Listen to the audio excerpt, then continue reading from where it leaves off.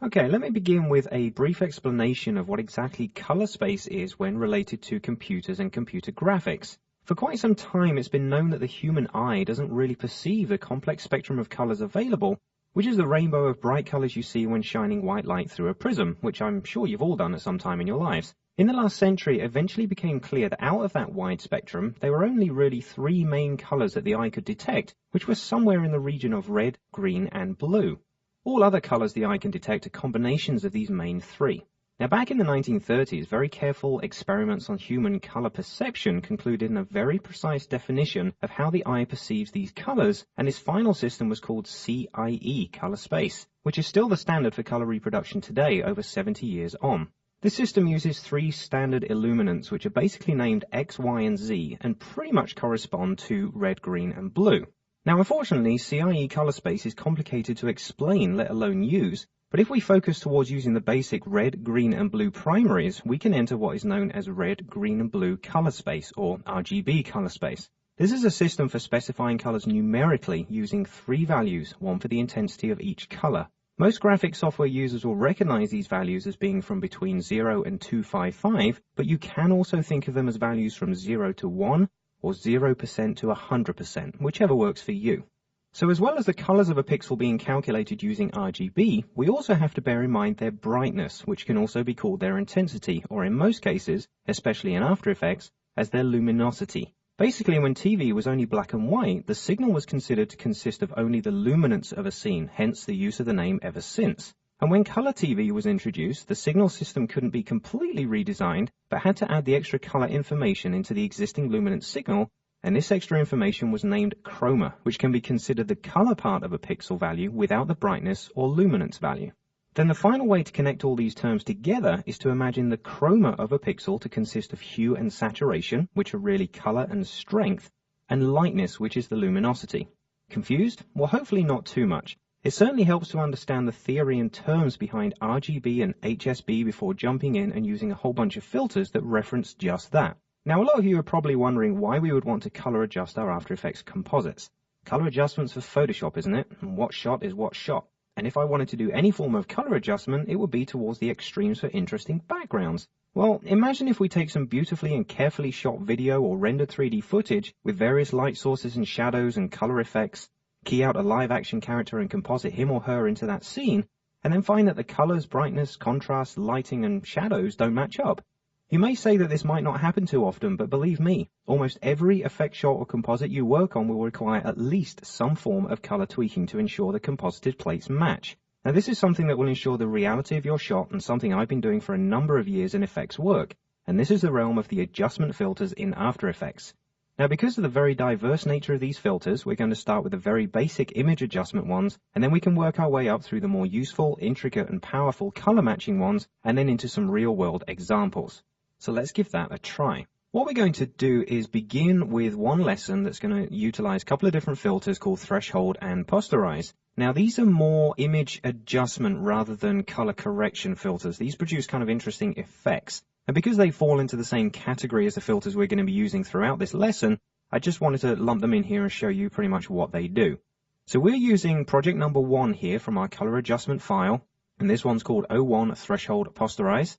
And you can see it's just a shot of our bug. Now, we did use this previously in our rotoscoping lesson, and we're going to be using some of our other rotoscoping files in this lesson, purely because they lend themselves pretty well to making sure they match their background, seeing as we're going to the trouble to cut them out and lay them into different scenes. Just for starters, let's work on these two simple filters. So I'm going to select the top layer in my timeline. It's just called Bug Movie. I do have 2 of them. That's for a reason, but we're just going to work on the top one for a second. So I've highlighted that. What I'm going to do now is bring up my effects palette. So I'm just using Control 5 or Command 5 on the Mac to do that. And I'm going to search out our first filter, which is going to be called Threshold. So I'm just typing in Thresh, and that will come up pretty quick and find it. Let's double click to apply that to our layer. And you'll see immediately exactly what has happened. It's applied a threshold command, which has broken down all the color information in our file down to just 2 levels of color, black and white. Let me just zoom up here, and it's going to full quality so we can see it. You'll see that I've got a nice dithering of pixels here, but it is divided purely between black and white. There is no gray in this filter. Now, if we have a look at the threshold values themselves, it's set to a value at the moment of 127.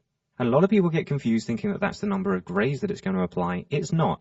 That's choosing the level of grayscale information in the file, which is basically being converted to grayscale before we apply threshold, and then deciding around that point that's where it's applying the black and white. So if we do push that in either direction, we're opening up the level of grayscale to which the threshold is applied.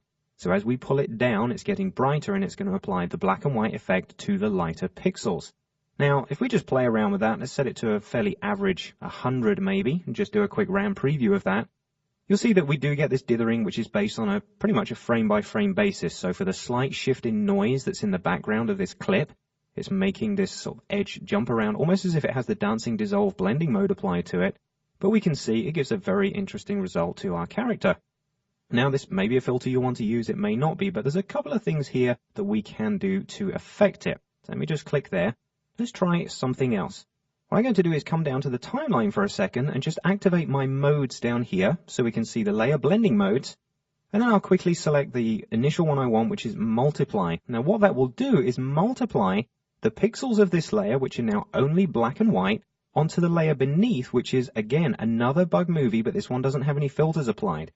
So if you look in the main window, what we're actually seeing is a combination of the two effects. Let me just preview that as we work. And we can see the black and white effect has now changed. The white pixels, because we've applied multiply mode, have disappeared. The black pixels are just being added onto the background, and because they're darker, they obviously mask it out. But now we get an interesting mix of the pixels from the threshold effect onto the pixels of the original layer itself, and it just produces a very interesting looking animation. Now, like I said, this doesn't have any grayscale in it. It's purely black and white pixels. So what's an option that we could use to apply grayscale? Well, there's actually two. I'm going to show you the first one. What I'll do is I'll just hit F3 to bring up, again, the effect controls for this particular layer. Let's bring up the effects palette again. And this time, I'm just going to ask for my old friend, the Gaussian blur filter. Let me just double click to apply that. Close this out of the way. And then we can just gently, using the control key or the command key on the Mac, just add small amounts of blurriness just by dragging on here. And you see what I'm doing is now softening the pixels that are being created using the threshold effect, which is then giving them the effect of having grayscale edges. Now again, another RAM preview will show something quite different. We don't have the same intense, dithered, computer-generated effect now. We've got something a little bit more sinister, which is exactly what I was looking for here. If we just zoom out a touch, we can see the whole scene's very, very black, but we get this wonderful contrast over here on the graphic itself.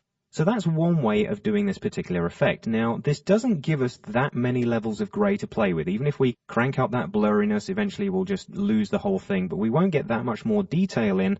And eventually, the more you go, the more you bring the original back, and it kind of gets a soft focus camera effect, which looks pretty interesting in itself. But I want to have a little bit more control than that. So what I'm going to do is select both of those filters that have been applied to the top layer and delete them. And now I'm going to apply a completely different one. We're going to use Colorama. Let's type up Colorama there, double click to apply that to our layer. And initially, obviously, we see the default values that Colorama applies, which is this wonderful rainbow type effect. And that's using basically the spectrum that we were just talking about for the whole color range of RGB values. What we can do is choose a different output cycle here, because obviously at the moment we are using that default. Here's our rainbow. What we can do is come to our presets and choose a ramp gray. Now that will use grayscale values instead. And we can see that it's still being applied over the top of our image. If we want that to change, maybe just to see what we're doing a bit clearer, let's pop back down to the timeline and change the multiply mode back to normal. So we're only seeing the Colorama grayscale layer. Now we can go and edit the effect by adjusting the amount of color that's inside the gray ramp. At the moment, it's fairly intense because we've got a good sharp line between the black and the white here. What we can do is kind of separate these, and by doing that, you'll see we have control over the amount of posterization we are applying ourselves. So we can kind of expand the area that's being posterized, but have way more control than we had a second ago. So just by choosing which side of the color wheel I wish to place these points, we can really get some interesting effects, which are so much more flexible, especially in terms of grayscale qualities, than the threshold option itself. So let's come out to about there. Let's just do a quick preview. And you can see we've got a very similar result to what we had before, but we are gaining more control by using the Colorama filter. Now, obviously, I don't want to turn this into a lesson on Colorama because Brian's covering that in much more detail, but I just wanted to point that out as an option. Colorama can be used for so many different things. We're also going to use that for some of our color matching techniques in a short while on some 3D footage, so we will be revisiting that option again. But you can see for now, it does give us a great tool for applying grayscale threshold values to an image. Okay, now we've also touched on the subject here of posterization. What are the differences? Well, they're very similar things, and the two filters work in very similar ways, but let me show you. Let's delete the colorama effect from this layer. Let me just zoom back up so we're viewed in a little bit closer on our image. And what we'll do this time is now access another filter, and this one is going to be called posterize. There we go. Type in post, it'll come up. Double click to apply that. Now I know I'm using the term posterize here, and I know I should probably be using the term posterize, which I think is how the Americans say it. For some reason, that's how I was brought up to say posterize, even though I don't use the word poster when I'm describing something large that I stick on the wall. So kind of confusion there, so you have to forgive me. Okay, now posterize, once I've got this here, you can see it's applying basically a threshold like we had before, but in color. And we can see these color bands split across the background using sort of very arbitrary values, but you can see the way that they're broken down. We've got some strong greens over here on the right, some tints of red and lighter greens here, down to white and also to black in different parts of the image as well.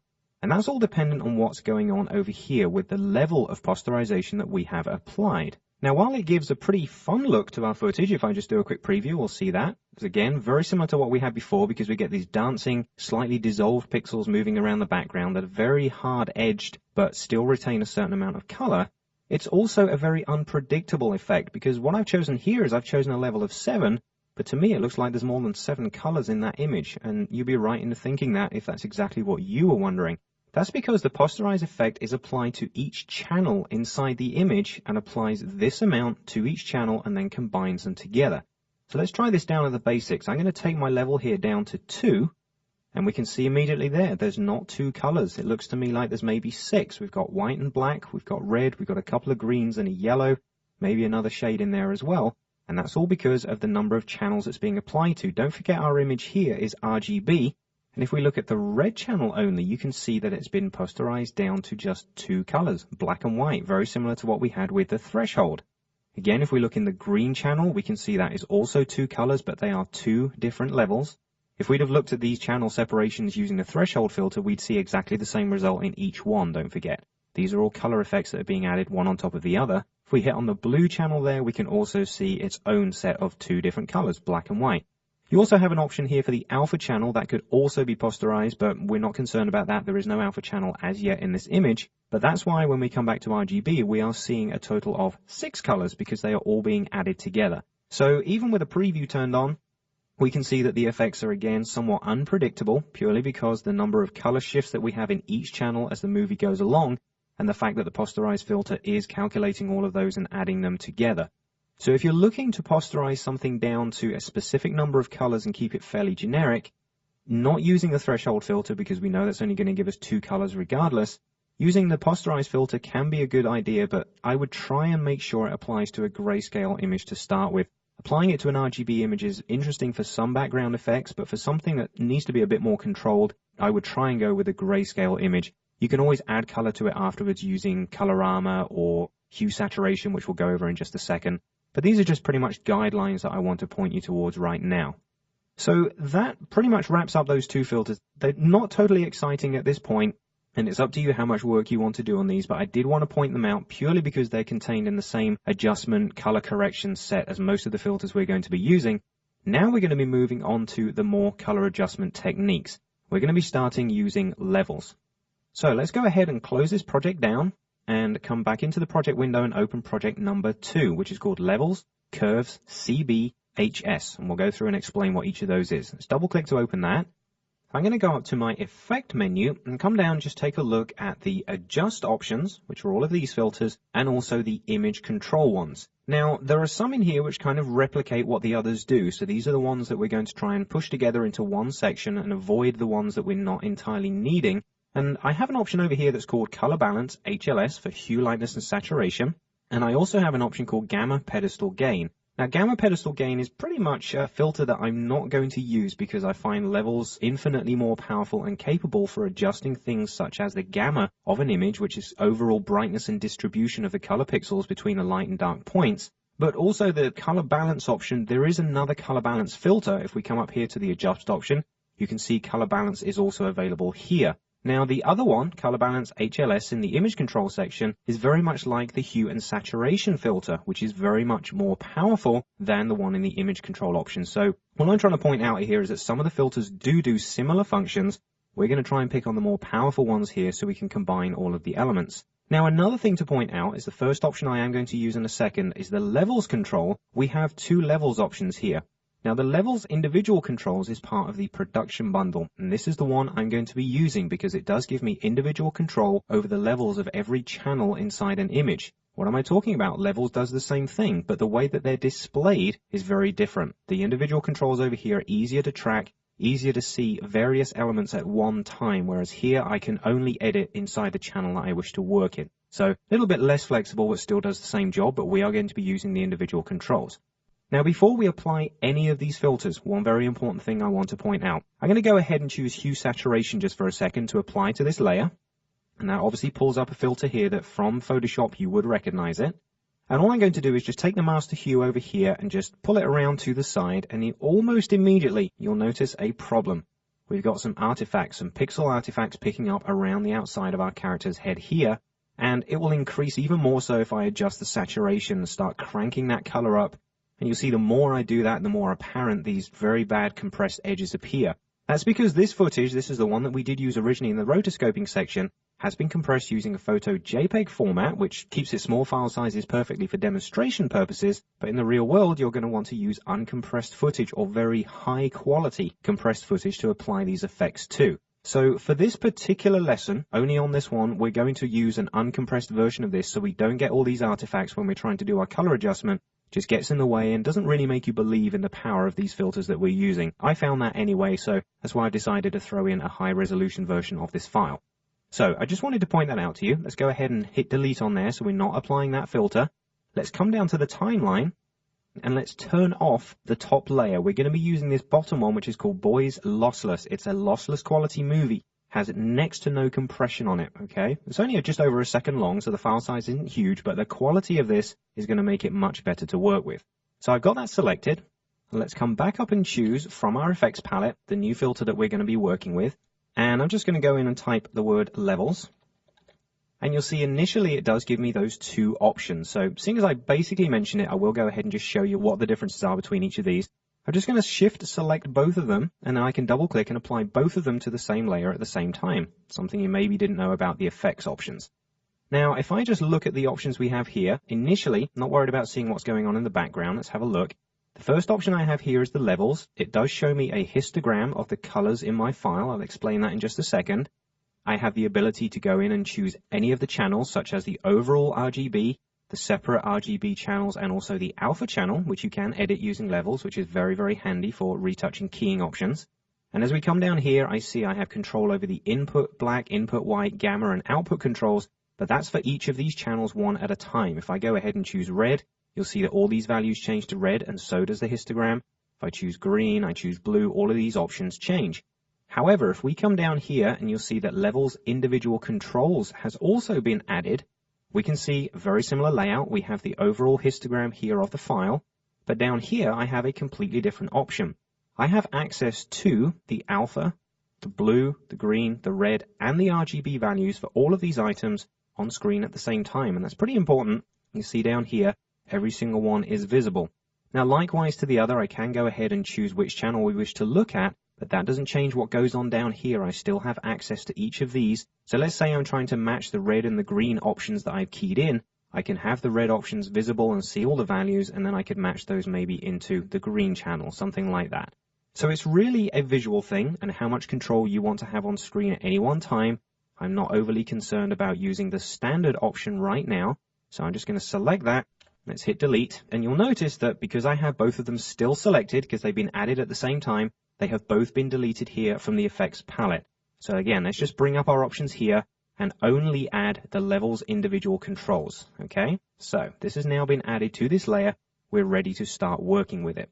So the first thing we notice about this is it's very much grayscale based, and that would maybe lead some people into thinking that it's very similar to brightness and contrast. And to tell you the truth, you'd be exactly right in thinking that. Basically, levels is like the professional's brightness and contrast controls. Now, brightness and contrast is a filter that's also available, but I tend not to use it because it's very uncontrollable. I will use it for one instance later on, but purely because I want a very quick and dirty contrast control. Here I have much more control over all of the elements of brightness and contrast, which consist obviously of the overall black point and the overall white point of all the color in my file. So these are kind of the high end and low end overall color values, but the histogram here shows me the distribution of color throughout my file. Now at the moment we are viewing this in RGB, so what we're seeing here is a combination of all the channels together and where the colors are grouped. This is obviously the darker end of the scale, and you can see that most of the color is grouped in this area. Slight hump in the middle here, which is overall the midtones, but this is pretty much what's called the gamma here. This is the overall lightness and distribution of colors between these 2 points. And then over on this side, we have the light point, which is the very lightest pixels in the image. And you can see that there really aren't any. There's no super white pixels here. So we can adjust these to our heart's content and get everything to look the right way that I want it to, purely by dragging these around. Now what I'll do is just to maximize some space here, we can always use our space bar and scroll a little bit around here. We can see if I take my dark point here and drag this, what I'm doing is darkening the image, okay, from this very point here, by saying that any of the pixels contained in this area, which we obviously know exists because of the histogram, any of the pixels contained in this area will be reduced completely to black, because this is where my black point is starting. Now we can check that information by coming down here and looking at the RGB value, and you'll see that my input black, which is the slider that we've just edited, has now been set to 31. If I drag this back, we can say all the way back to 20. That means that any levels of darker color, which work from 0 up to 20, are now being eliminated and pushed into black. So really the black point starts from 20 upwards. Now likewise, the same thing will happen with the light point, and that's what's called the input white. And at the moment that's set at the end of the scale, which is obviously 255 colors. If we drag that back down, you'll notice a general lightening of the file in the background, but not an overall amount. There's no clipping of the color. Clipping basically means setting these levels too dark or too light so that you actually lose some of the pixels that are there. Well, because there's no real white in the end of this image, we're not really getting any clipping. We'll notice an overall lightening because you'll know as I move this, the gamma control in the center is also moving and distributing itself to stay in the dead center of our selection. And that's pretty much what you want to aim for. This is kind of a medium point, and you can see here that the gamma value is set to 1, which is very much the area I want it to be at. I can always pull that either to one side or the other to darken or lighten the intermediate colors and the overall gamma. Don't want to do that. Let's just set that back to 1. But you can see here that as I drag the outer points around, we have the ability to recenter and keep that gamma in set. Now, that's very, very important, especially when dealing with all of these channels. Now, what I'm going to do is just pull this back a little bit. And like I said, we're not noticing any major clipping of color on the outskirts of our image because there are no areas over here that are really light already. But clipping becomes apparent when you take these points beyond where they should.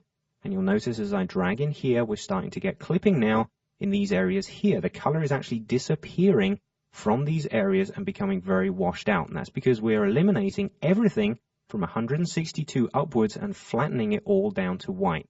This is obviously something you want to avoid. So let's take this back out. Let's pull it to around maybe 210 or something. So we've taken an overall lightening, see what we think. And one thing you can do at any time, obviously, is come back up to the top of the palette, is just go ahead and turn it off and check your changes as you go along. So turn it on, turn it off, and check everything. Now you also notice we're not getting any of these pixel distortions around the edge at the moment because we are using that lossless clip, and that's very important. So we're moving in the right direction. Let's come down a little bit more. I may take my dark point and just push that up very slightly, but I'm normally not concerned considering that this image is so far stacked on the left-hand side, so most of the colors are in the dark areas. I wouldn't necessarily want to start clipping any of those off, so it's totally up to you, but let's keep that somewhere around the 0 point. Now let's come down a little bit and look at some of the other options. Now you might be looking at this grayscale bar underneath here and wondering what that's all about. Well, that's basically what I call the brightness and contrast controls. We've had the ability here to adjust the overall distribution of lightness, darkness, and gamma here for our main image, but this one here allows us to take all that information that we've done, including any separate values we've applied to the red, the green, or the blue channels, and the alpha, don't forget, and adjust them using an overall brightness and contrast. So you see as I drag up here, what I'm doing is lightening the overall contrast, so the contrast darker areas are becoming more gray, and likewise if I come to this end and drag down, we would decrease the brightness. And obviously, as you move them closer together, you'll be getting the same effect as if you were applying brightness and contrast settings as normal, but this is somewhat more flexible. It's more flexible because I have the ability to numerically affect all of these. And what we're looking at here is what's called the output black and the output white. We've only been dealing so far with what's called the input values, which is the input of the image in terms of black, white, and gamma, which we know we should leave at 1. But the output values here are very important for fine-tuning the overall color adjustment of your file so that it's good for all types of output. I'm going to discuss that in a little more detail just before we reach the end of this lesson because it's a pretty important thing. But the output black values and white here can also be adjusted numerically, like I said. In fact, all of these values can. This is worth bearing in mind. Instead of clicking and dragging on here or holding down Control or Command on the Mac and just dragging across, I can always click on any one of these numbers and use the arrow keys on my keyboard to nudge these, and you can see here, by 0.01 at a time. So I've got very, very infinite control over the values that I'm applying here. Now, if I hold down the Shift key and do the same thing, we'll be getting 0.1 values. You see how much fine control that is? Try and do that with the brightness and contrast filter and you will have a little less luck. Now, like I said, it can apply to anything. If we go maybe to our input black, let's just select that and use the up key again. I'm going up 0.01 every time. Hold down the Shift key, we have 0.1. So it's just giving you a little bit more flexibility here for fine-tuning these values. And obviously, once you've set them, let's maybe go back down to 0 for that. You can always hit the Tab key and go between any one of these and just continue to use those arrows to fine-tune them. And naturally, Shift-Tab will take you back. And that's the same command on both Mac and PC. So just bearing all those things in mind, it's good to know because it does make it very flexible for adjusting these things without having to have the cursor flying around everywhere. It also means you can possibly pull this off screen and just make sure you've got one of these selected and then just tab back and forth to your heart's content between each one and adjust the values until you get the image you're looking for. So we're going to pull these just a little bit to one side again. We don't really want to use brightness and contrast on this image at this point. What we want to do next is look at the individual channels and what we can do. Now, like we saw earlier, we can come up here and choose the specific channel we wish to work in, which in this case will be the red channel. And we can see here the distribution of the red pixels. And don't forget, you can always come down here and click on the red channel, see the grayscale distribution in there, and also the green and the blue. And don't forget that the information you see in here, the lighter pixels mean there is more red in those areas, okay? The darker pixels are more of a mask. So you see here we're getting a very kind of light gray. That's because it relates in terms of color to a little bit more red information. And likewise in the skin, we're actually going to get a mixture of green and red, which kind of forms yellow. So it's just an interesting way to look at things. Once you understand that RGB color wheel, these things do become a little bit easier to understand. Now, let's come back up here. We're going to look at just the red channel for a second. Now, likewise to what we did before, I could now drag in here and you see I'll only edit the red channel. You see I'm increasing the values here of the darker points in the red channel, which is now turning everything green because we're basically removing the red pixels. Or likewise, we can come here and push them this way and increase them and the image becomes much more red. Now, this can be useful for certain things such as color cast removal, but I will show you another filter that's pretty cool for that as well later. Now, as well as adjusting all of these, we can come down here. We've chosen RGB at the moment. I'm quite happy we're done with that. Let's come and look at the red channel options, and we can see that we have all the same abilities to adjust these manually and see what our changes are. So what I'm going to do is just basically skip through the red, the green, and the blue options and try and fine-tune this image so it looks a little bit more friendly. So what I'm going to do, I'm going to take the input white value here. That's about 255. I'm going to darken this down because I want a shade more red in my image. Maybe take it to about 220. So we've increased a little bit of red. And this is overall, don't forget, because these are only brightness values we're editing here. We're not specifically editing color. That is not the realm of this filter. This is just overall levels output. And what I'll do is also take the output white. So we've basically reduced that contrast. And let's pull this down maybe around 230 something. Let's maybe keep that more even. Let's go for 235, something like that. It's all a visual thing. It's up to you what you want to specify here, but keep everything under control and it will work out extremely well. So the red channel, I've specified a couple of changes there. Let's have a look also at the green channel and see what we might do. Just looking at this image, I might just take the input white again and just fine tune that down. Okay, if I crank this all the way, you'll see everything goes kind of green, but that doesn't mean that we can't just apply small changes to it.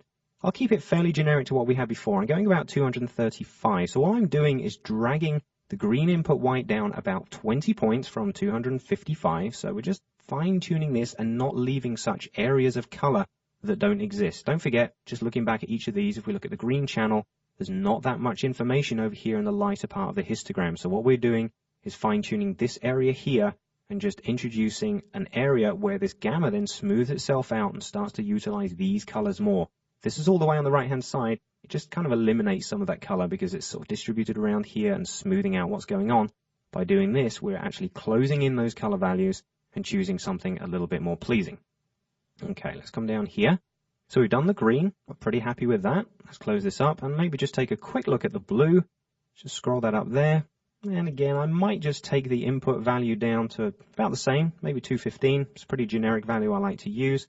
But on this one, I might just smidge the blue gamma down a little bit, just in this direction, because you'll notice by taking that input value down, the image did go kind of slightly blue. So what I'm going to do is if I decrease the gamma here, you'll see as far as I go, I'll introduce all the other colors. So by reducing the amount of blue, what we're doing here is mixing red and green, which does give us yellow. You can see that. And that will become very apparent in a second because we're going to change the color of the grass in a short while. But I'm just going to knock that back just about 1 point. Let's go down to about 0.9. Okay, like we did before, let's just come back up to the top. I'm going to pull this palette down out over here, and I'm just going to turn off the effect for a second. And there we can see what the levels adjustment has done. Let's turn it back on. Turn it back off, you can see much more contrast in the image. Don't forget, this is essentially a brightness and contrast control. But rather than brightness and contrast, which is somewhat inhibiting, we've gone in and manually edited the brightness and contrast of each individual channel using up to 5 different controls. That's how powerful the levels filter is.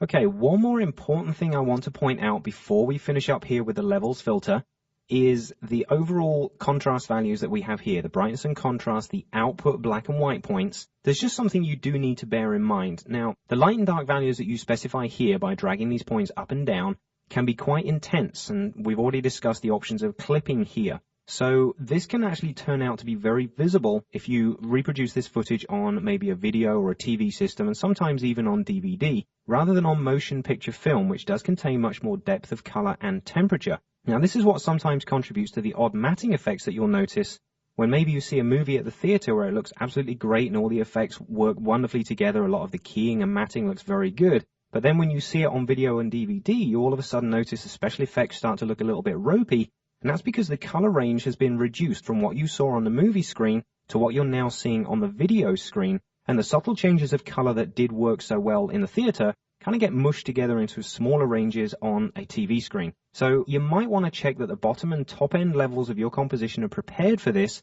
by adjusting these overall values here. Now, I'm not suggesting that you do this as a rule of thumb, only if you're planning that far ahead and the general color scheme that you're using inside your file, which may be extremely bright colors or extremely dark colors, is basically prepared for by adjusting these levels initially and just kind of preventing it from falling into these dangerous areas.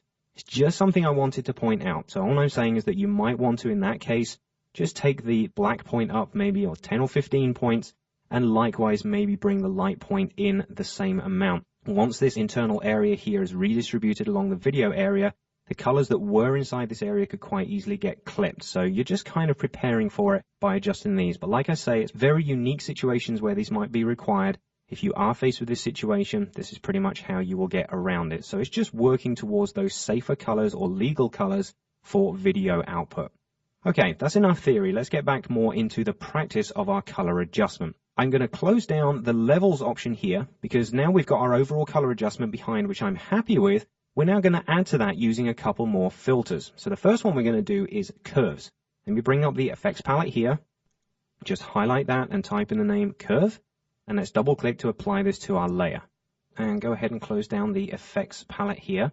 Now again, you'll notice a layout here that's very similar to what you recognize from Photoshop and is to all intents and purposes identical. It's missing a couple of eyedropper tools, which I think is a real problem because it would be great to just come across here and pick up all the levels that you want to see in the background and see them represented here on the graph. But this is pretty much an okay filter to use.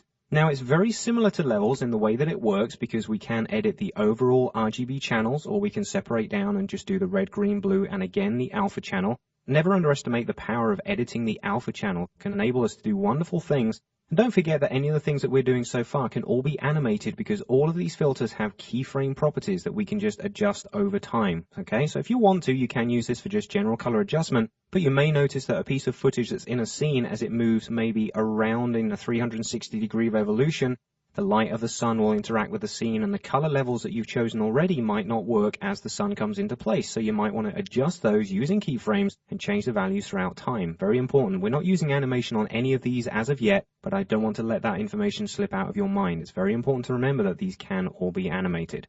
Now, if I come back up to the RGB channel, the way that the curves work is fairly straightforward. What we have across the bottom here is effectively the input values of our layer. So we're starting with black down here in the bottom left-hand corner, and over here and up to the top right will be the white point. And obviously the white point is highest. It's got the most output value, which is represented down here on the left-hand side. So the darker value input and output are the same. The lighter value input and output are the same. However, we can shift those around. Now, if I take the out point white and drag it in this direction only, what I'm doing now effectively, again, is clipping. I'm taking out all the information that is approximately 75% of the way through, because each one of these boxes represent about a quarter of the color information. I'm taking the information from 75% onwards and clipping it out to complete white. So you have the ability to do that very easily. Likewise with the black, we could take the bottom left-hand point and drag that up, and what it will do is lighten all of the black colors, because everything that's black and above will be increased now to the values of around 25% of the color range. So these are sort of interesting points to start with. What I'll do is I'll come back down. What you can always do, instead of adjusting all these points, you can go ahead and click the reset button, which will do that for you. Always worth bearing in mind. And we can then create our own points to fine-tune exactly what's going on. So if I just clicked in here, you'll see I add a point to roughly the 75% area. And I could drag up and increase that, and what it will do is lighten specifically that area of the image, but because of the nature of curves, it also has a ripple effect on what's going on in the rest of the image, and you can see that with the curve that's going on here. The area that was 50% has basically been pushed up here to around somewhere between 50 and 75, and likewise down here. Now you can counteract that quite easily by just adding extra points and pulling these back down into roughly their original location. And this is a great way to fine-tune everything. You can pretty much lock a lot of things down and then only adjust certain parts of the image. Now, do make sure that when you've got a point like this and you're dragging it up and down, that it's very easy to come across to the top here and start to get clipping again. So do keep track of it. The whole point of having curves is to try and keep everything smooth and within the grid scale that you can see here. Therefore, the colors will be reproducible. If we take them beyond that point, even though we think, well, this one's coming up here, I'm still inside, between here and there has been clipped, so do keep track of that. Now, another thing you can do with this, which is pretty interesting, is obviously start to pull the points around in different directions, which once you do that and start swapping them around, gives some very interesting results. And this curve, I don't know if it has a technical name, but Deke uses a wonderful name in his Photoshop series called a halumph, which I think is a great description for a curve that just bounces up and down, so we'll stick with that term. We get this halumph, which basically switches the levels of color around inside the RGB channel to almost a negative version, because we're having something go in a positive direction, then we're switching it negative, and then back to positive again, which you can see is giving some interesting effects. We've got some kind of ripples across the top of the mountains here. We've got this wonderful color shift over here in the sky, which kind of goes from blue to red to yellow, and this kind of psychedelic side to the skin of the character here.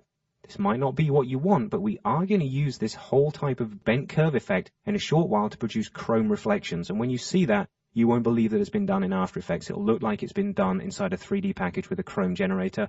We're going to do it inside of After Effects. So whilst those things are quite scary and quite intense, they do definitely have their usage. Now, other fine-tuning things we can do, let me go ahead and reset. We can also go down and take the red channel or the green or the blue and make also fine adjustments to that as well. So likewise to what I did a second ago, I can lock out these other points and then just start to increase the higher end here of the red scale. So I'm kind of introducing more red color here into the shirt. We can see that. If you want to double check it, just go ahead and turn off the curves filter and you can see those subtle changes. You can just see the small amount of red being introduced there into the character's shirt by doing that. So that's worth pointing out. And like I said, we can go through any of the channels and do this. One thing that I do like about the curves option, though, is that it's not all completely curve-based.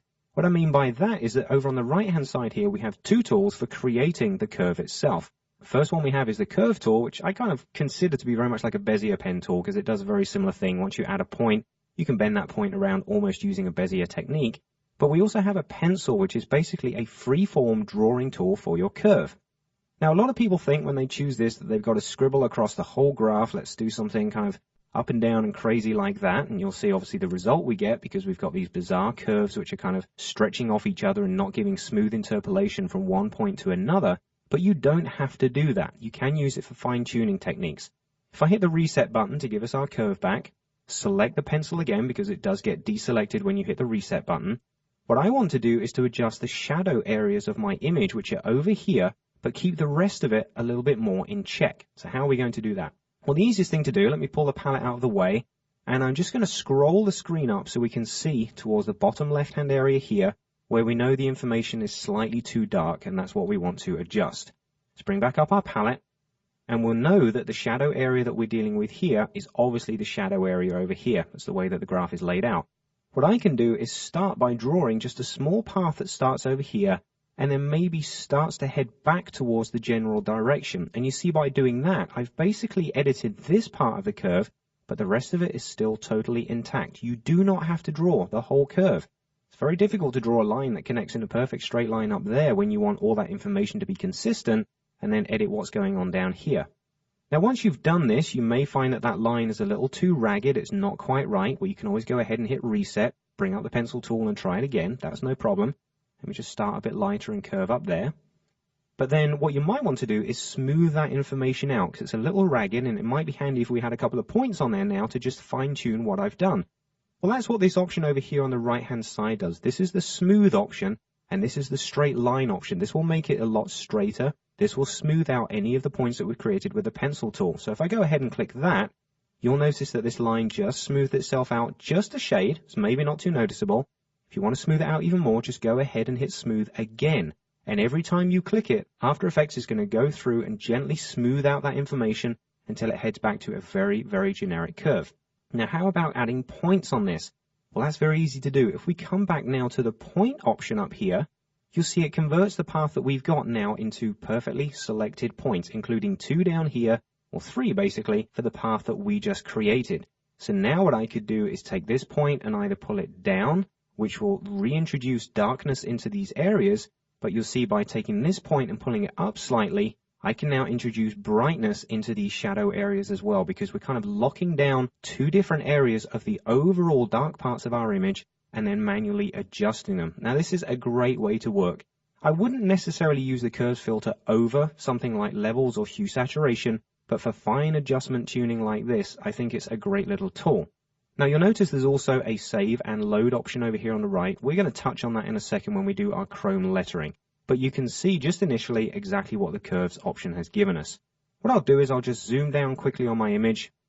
Let's pull over here and just turn off the curves, turn them back on again. You can see there a huge difference between the shadow areas in our file without too much color loss in the rest of the image. Now, there's going to be a bit, but not a huge amount, because there's obviously a lot of darker areas in here. But the curves has done a wonderful job of adding to the work that we did with levels and then just fine-tuning those shadow areas. Okay, let's add yet another filter to this. We're still doing our color correction work on this image, so there's no reason why we can't just stack these options up one on top of the other and get a better look. What we're going to do is look at 2 final filters. Now, you'll notice again that we had the name of this project was Levels Curves CBHS. The CB stands for Color Balance, and that is the next filter that I'm going to use. So again, let's bring up our effects palette. Let's click on here, and let's just type in the word color, and that will activate color balance, which I'm going to double click and apply to my layer. There we go. Now again, I'll just zoom up on the image and keep it a little bit more in focus so we can see what's going on. And I'll probably work slightly down towards the shadow areas again. Let's go for somewhere slightly in between. There will do just fine. Okay, now the main thing about color balance is that it has a lot of options that are fairly similar to what we have done before, and there's no reason to say why each of these filters don't do similar things. They do. They're all involved around color adjustment. But how each one handles color is what the point is about all of these. So you may seem to look at this and say, well, what we have initially is the ability to adjust the balance in the shadows of the red, the green, and the blue channels, in the midtones of the red, green, blue channels, and also in the highlights of the red, green, and blue channels. And I love the way that they have highlight written here. They decided to leave out the G and the H and just call it highlight. Very cool way of naming things, I'm sure. But this is very similar to what we just looked at in curves. Well, it is, but this is somewhat easier to apply. The curves is very much based on you creating a curve or adjusting a curve based on knowledge that you might have, whereas numerically it's not very straightforward. Color balance is very cool because it basically shrinks everything down into three main areas: the overall highlights, midtones, and shadows of our image, and allows us to adjust color based on those three properties. Another important thing to point out about color balance, and one of the main reasons I would use it, is this button down here, Preserve Luminosity. Now, as I mentioned earlier, luminosity relates to the actual brightness of your pixels. And luminosity is very important, especially when dealing with brightness and contrast, because the luminosity can become very grayed out if you adjust the lightness too much. So luminosity means that if we applied any of these changes, the brightness of each of these pixels would not change. Their color can, but the overall look of brightness and contrast would not. Now, in this instance, that's not going to work. My image is too generic for that. But at certain times, if you're using the color balance and you think everything's kind of getting out of sync, go ahead and try using the Preserve Luminosity button, because it will hold everything down into its original luminous state and then allow you to adjust color on top of that. So for this instance, we're not going to use that. It's not a problem. What we're going to do is just go through and fine-tune some of the red, green, and blue balance values in each of these parts of the image. So the first thing we'll do is look at the shadow areas, and we already adjusted the brightness of the shadows using the curves control, which was fairly easy to do. What I'm going to do is take the balance controls here and slightly adjust them. Let's take this up to about, let's try 25. I'm going to go for quite a serious punch here. So I'm just using the tab key to just increase those values. And you'll see by doing that, what I've kind of done is reintroduce some of the color into the shadow areas here that had been slightly lost by us brightening the corner options using the curves. So you can see it's very important that you use these filters together, because they do complement each other, and doing one thing in one filter might adversely affect something else in the image, so this allows you to fine-tune it and pull it back, but still keeping those previous values. So I've done a small color adjustment. If I go ahead and turn off color balance, we can see that small change being applied in the background, where some of the original color and brightness is coming back in, but we're still keeping the detail that we've gained here using the curves. So that's just adjusting the shadow areas. We could also go in and do the midtones maybe. I'll probably just push those up to about, let's do 10, just on each one. And that'll just perform an overall mid-tone brightness. Once again, let's go ahead and turn it off, turn it back. We're now getting much more detail in this grass, which is great. If we come across here, we can see we've got some good lighter areas here in the boys. Let's just go ahead and turn that off, turn that back on. That's looking pretty good. I'm happy with that. And maybe for the highlight values, I'm not overly happy with the amount of highlight that's on here, and that may be because of some of the levels work that we've done. But like I said, some of the effects might have adverse effects on certain parts of the image. So what I might do in this case for the highlight values is actually drop them down, and maybe I'll use my nudge keys. Let's go maybe just 5 down on each of these. It's just a small initial amount that we can try. That just darkens it enough just to pull back a bit of the detail here inside those areas. So the color balance filter looks very complicated, but it's not. It's very handy because it's breaking everything down into 3 main sections, and then inside of each of those you can just fine-tune and tweak those color values. This is a very good one to add to the work that you've already done using curves and levels. Like always, go ahead and turn the filter off and on and check your results as you go along, and just decide whether you're happy with what we're seeing. From what I can see on my NTSC monitor, this is looking pretty good. Okay, let's close this color balance one up. What we're going to do now is move on to my favorite color adjustment filter, which is hue and saturation. So let's bring up the effects palette here. Let's type in the word hue. That will activate hue saturation, which we can double click to apply to the layer. Close this down. And don't forget that we are adding this as yet another effect on top of all the color adjustment work that we've done. It's up to you if you want to work in this one alone, but because we've done all these changes, this will only allow us to enhance that. Okay, now the hue saturation option is very similar to what you'd expect to see from Photoshop, but it's got somewhat of a different layout. And what we'll do is just take a brief look at what each of these options does.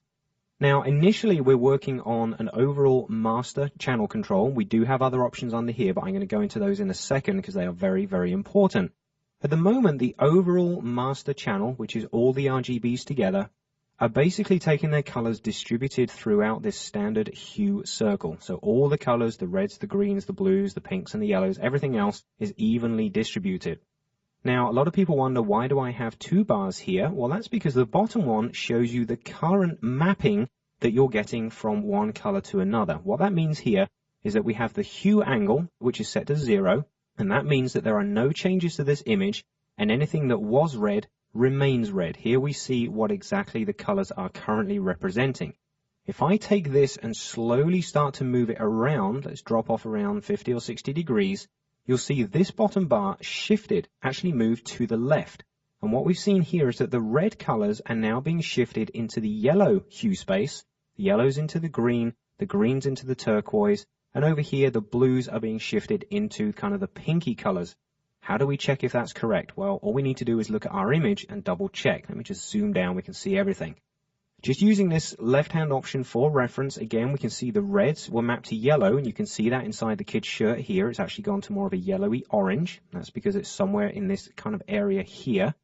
Very importantly so, the grass has kind of turned blue, and that's because the green areas have kind of been shifted to this turquoisey blue. And definitely the sky, you can pick that up very, very easily. It's kind of gone to this purpley red, and that's what's represented here because the blue values have all been shifted into the pinky red color space. So that's a very important understanding of what the hue option is about. It's about shifting the natural colors that are inside this image and remapping them basically into different areas of that hue. Now, this can obviously be used for very psychedelic effects. You can crank that around and go in the most bizarre directions to produce wonderful effects, but it's also great for fine-tuning control, and we'll go into that in just a second. Now, a couple of the other options you have, I can actually collapse this down now because we don't need to see all of these at once. Come down here. A couple of the fine-tune options you have are obviously saturation and lightness, the basic two options of a color pixel, how much color it actually contains, and then how bright that pixel is. Now, the saturation by default is set to 0, which is a very generic amount. A lot of people make the horrendous mistake of grabbing the saturation and saying, well, let's crank up those colors, and naturally you end up with just the most disgusting effects. It's very rare that I will actually saturate a color.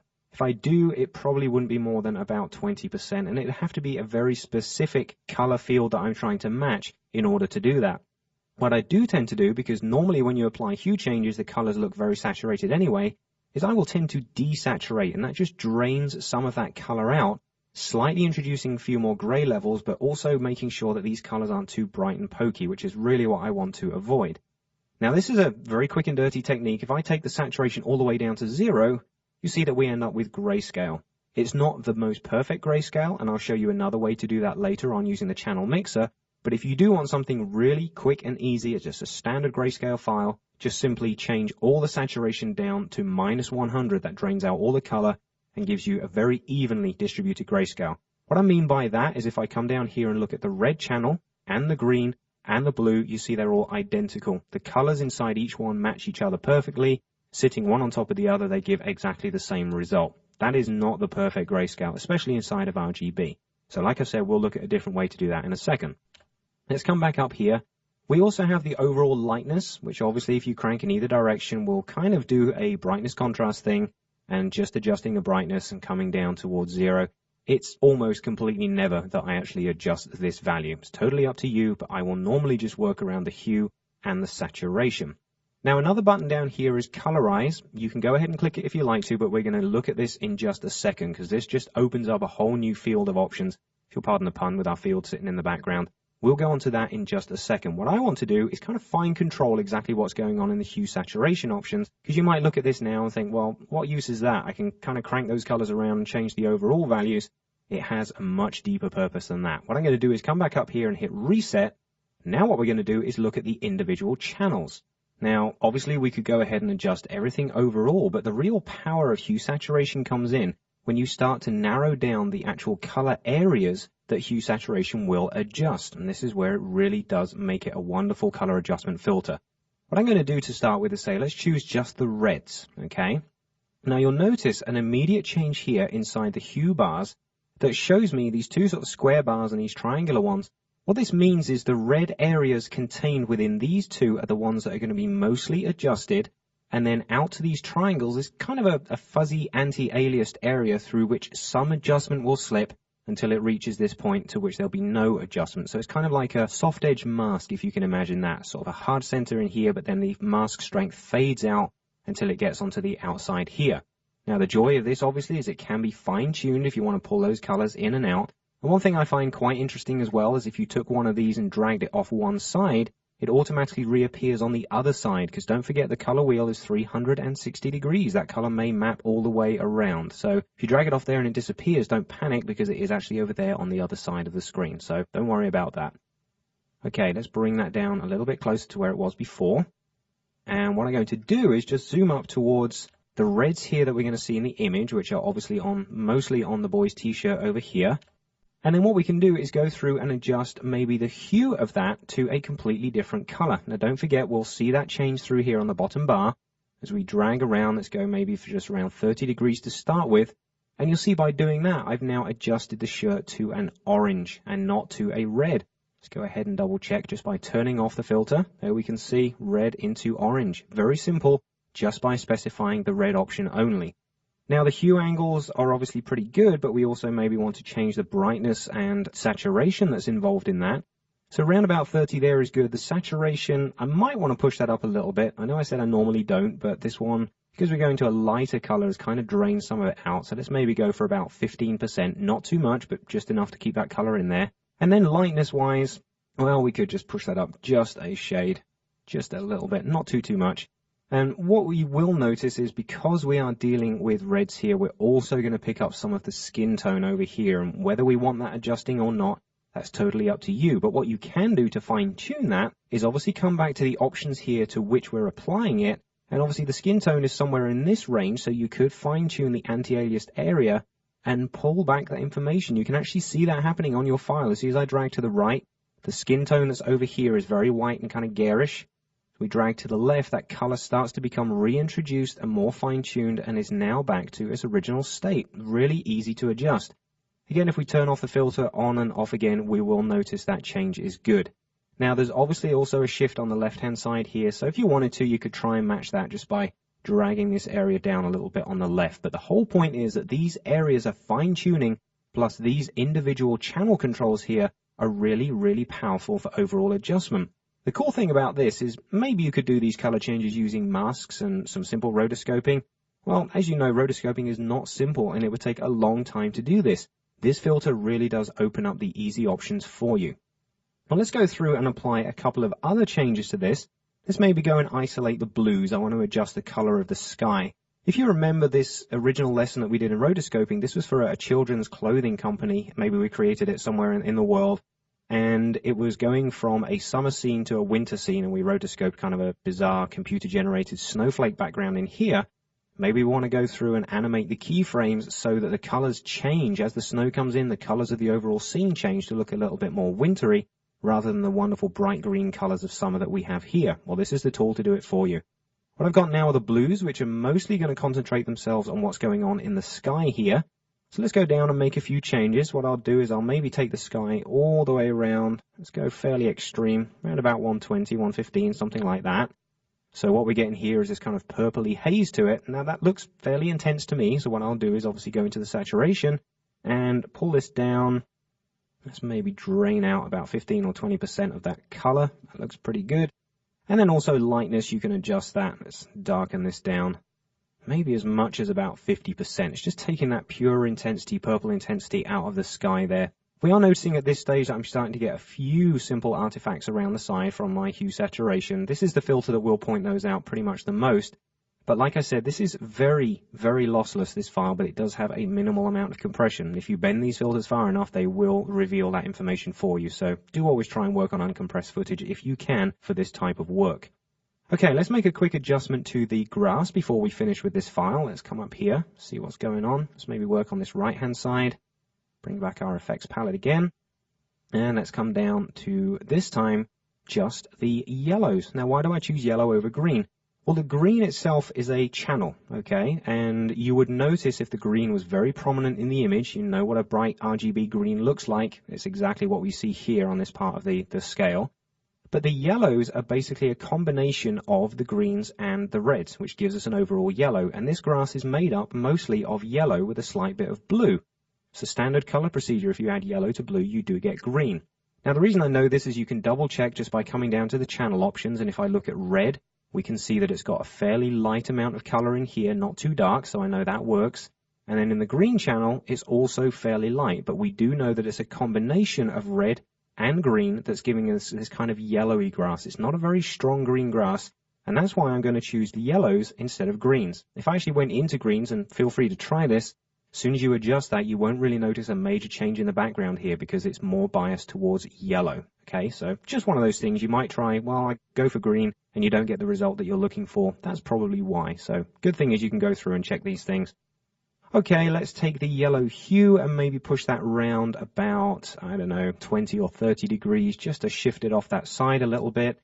And then what we'll do is totally desaturate. Let's bring that grass almost to complete gray. Let's take it down to about 80%. So there's only a hint of kind of bluey green grass in there with a slight shift. And we'll see the color value that it's mapped to here has kind of gone for this gray green, which is exactly what I was looking for. Okay, moving this out of the way, let's just zoom down and we can see the color changes that have been applied. We can see the color change in the sky is kind of the purpley red that we chose. We've changed the color of the character's t-shirt completely, but without affecting the overall color of the skin too much. And we've obviously drained out the color here in the background on the grass. Now, if you want to double check these, let's go through and just turn off the hue saturation. There you see the overall color change. Thing that's worth pointing out there is that's the 3 initial filters, which was levels, individual controls, don't forget, the curves, and the color balance. And they've all contributed to this wonderfully punchy, much more detailed, much more contrasty, but not too contrasty image. And it's given us a very happy result. If I want to click off all of those, let's go back and see exactly what we started with. That's a very far cry from the information that we've now accessed. So this is the original image. Let's go ahead, turn on the levels, which pulled up the overall contrast and gamma controls per channel. Don't forget, that was the cool thing. We then turned on curves and applied various changes to the shadow areas around here, but then used color balance to introduce some of the color back into those. And then if we wanted to, we could add hue saturation on top to remap the colors to different locations. You can see here that by a mixture of these 4 color adjustment palettes, you have some wonderfully powerful functions inside After Effects for color correction. Okay, before we get into the more real-world examples here of our color adjustment and more importantly color matching, which is what this whole thing is really about, checking that layers match each other when they're composited, let's look at one more filter which will help you prepare your footage for its final composite. Let me go ahead and close this one down. Let's close down the project and open up project number 3, which is called Color Cast Removal. Now, this is quite interesting. If I open it up, you can see I have a video clip, again, the one that we used from our rotoscoping lesson, where we changed the color of the eye and we motion tracked a clipped out butterfly onto the character's face. Preview we can do. I'm not overly concerned about the motion. What I'm concerned about here is that the color of the skin is extremely pink. We've got a red color cast on this image and it needs to be adjusted. We want it slightly more skin tone like, okay? We want a much nicer effect. So what we're going to do, if I just select that layer, the eyes color cast, the overall movie layer here, let's bring up the effects palette and go for our channel mixer. I'm going to have to type in over the word channel here because obviously there's more than one filter with the name channel. Put in channel mix, that'll bring up channel mixer.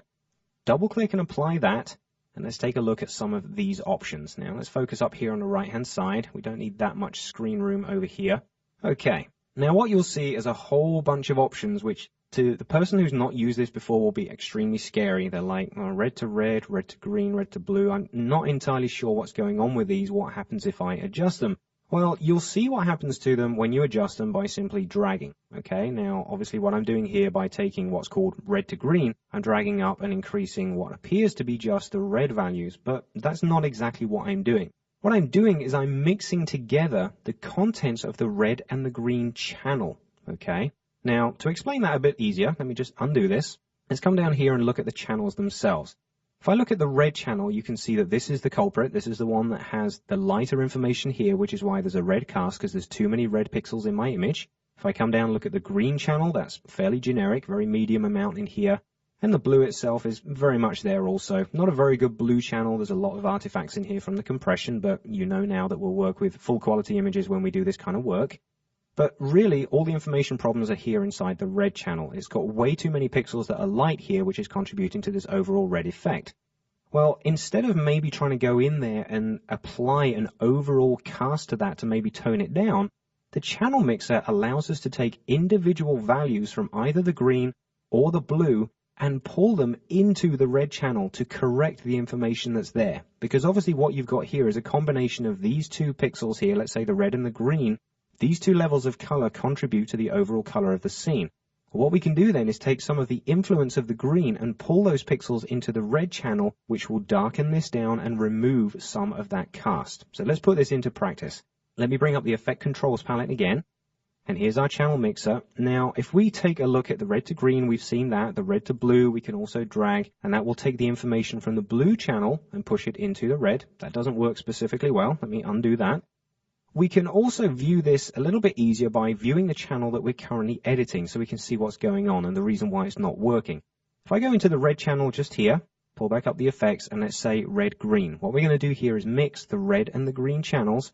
And you'll see by doing that, what I'm doing is adding the brighter pixels of the green channel to the brighter pixels of the red channel, which is taking it way too bright. We're now multiplying brightness values together, which does not give me the result that I need. That's why a lot of people get confused by what's going on here, because they're not quite sure which is mapping to which and why it goes lighter as opposed to darker. We are adding lighter pixels to lighter pixels between two channels, and we are getting an even lighter result. So that's what's happening there. Obviously, you can go the other way, drag down and come in a darker direction, but that will just have the opposite effect, and eventually you'll end up with kind of a negative or even a very scary kind of negative image of skin with a black eye. Always great for horror effects. Let's avoid that. Let's keep everything set down to 0. What I'm going to do is look at the green channel. Now, the green channel is also going to have a contributing effect on what goes on in the red. So let's come over again and let's have a look at the green to red. Let's take some of the red information and extract it over into the green. Now, as I drag that, we can see the green is lightening up, which it's perfectly willing to do because that will then contribute to the overall color shift. By distributing the colors between the green and the red, so what we do is take green and push it into the red channel, that will allow us to achieve our minimalization of the color cast because the red information will be adjusted in the right direction. Let's see it in practice. Not very easy to explain when we're looking at all these values. What we'll do is we'll come back to the overall RGB image. And what we'll do again is take the green and the red, and you'll see as I just click on there, what I'm going to do is use the arrow keys just to nudge this a bit at a time. And you'll see that by going through just gently, just a shade, 6, 7, 8, 9, 10, maybe 11 or 12, let's push it down to about 11, that gives me a wonderfully accurate skin tone, okay? Because what I've done is I've now extracted color from the red into the green. It's just such a cool way to do it. If we go ahead and turn that off, you can see there's our color cast. Turn it back on, and there is our color skin adjustment. Very, very important. Now, depending on the type of color cast you have, you may have shot this footage on a green screen or a blue screen background, and you may get some color cast on the image. You may find that a contribution of the red and the green, or the blue and the green, or the blue and the red may adjust that image for you. In this particular instance, where there's a red cast on skin, working together between the green and the red channels just on a very small scale is enough to pull this out of the situation that we're in. So, whilst it's a very powerful filter and allow you to do some wonderful things, I mean, you can obviously mix and match these in completely different directions and get some wonderful, very psychedelic effects. We're looking at the more subtle changes here, and this is definitely one of them. If you have a color cast image, using the channel mixer to redistribute color between channels is possibly the best way you can do it. Okay, now let's get on to the real-world examples. We're going to throw all of these options together to show you some great effects and also, very importantly, color matching. So what I'm going to do is close this one down. Again, let's go ahead and close this project down, and let's jump into project 4, which is this wonderful chrome reflections one I was telling you about just a second ago. Let's get started on this one. Now, before we jump into this, let's have a quick look at the number of layers that we have here, just so we're sure what's going on and how the scene has been created. I have a QuickTime movie at the top, which is going to be our all-important chrome reflection. This is the one that's going to make the whole scene look really, really cool. What I'll do, just to make this a bit easier, let's zoom up here and just put ourselves in the corner of the screen. There we go. We can see what's there. And I'll just change ourselves to full quality. Now, you'll see that I've got a set of chrome lettering. How was this done? Well, this was actually created inside of Photoshop very easily using all the channels options. I created an overall piece of lettering, which down here, if I just come down and turn off the chrome edge, you can see that I have some white letters. And if I turn those off, I just have a shadow underneath them, so you know what's going on. I had the white letters and saved them across into an alpha channel. I applied a Gaussian blur to the edge. I actually stroked the edge before I blurred it just to pull the pixels in a little bit. And then the blurred channel that I had, which was just a soft edge version of this basically, I duplicated. And I took the first one and pushed it slightly up and to the left, the bottom one down and to the right, and then used a channel calculation, one of Photoshop's greatest functions, using difference mode to show the difference between the two of them. And that gave me a kind of weird edge to my lettering, which was the start of Chrome. But then the most important thing I applied was a curves effect, and that was using one of our halumph options, okay? The very extreme curves that kind of bounce up and down.